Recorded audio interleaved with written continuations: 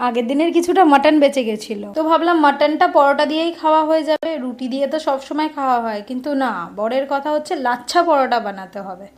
এমনি পরোটা সে খাবে না। একটু তো মনে মনে ভয় হচ্ছিল যে পরোটা লাচ্ছা আবার কিভাবে কি করব। তো যাই হোক, প্রথমে ময়দাটার মধ্যে নুন, সামান্য চিনি, দুধ আর একটু উষ্ণ করে নেওয়া ঘি দিয়ে মাখলাম ময়দাটাকে, দেন আধ ঘন্টা মতন রেস্টে রেখে দিলাম। তারপর লেচি কেটে সেটাকে 10 মিনিট আবার ভেজা কাপড় দিয়ে একটু চাপা দিয়ে রাখলাম, যাতে জিনিসটা খুব নরম হয়ে যায়। আর কি, এবার তো মেন কাজ বেলার পালা। কিভাবে বেলছি সেটা ফলো করো, দেখলেই বুঝতে পারবে। এরকমই স্টেপ বাই স্টেপ লেয়ার করলে তাহলেই লাচ্ছার যে লেয়ারগুলো পুরো তোমার চোখের সামনে তুমি দেখতে পাবে।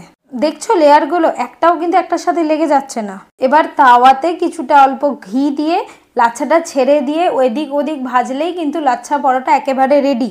আশা করি লাচ্ছার লেয়ারগুলো তুমি স্পষ্ট বুঝতে পারছো। দেখেছো কি সুন্দর ছিঁড়ে যাচ্ছে। মাটনটা দিয়ে খেতে অসাধারণ লাগছে।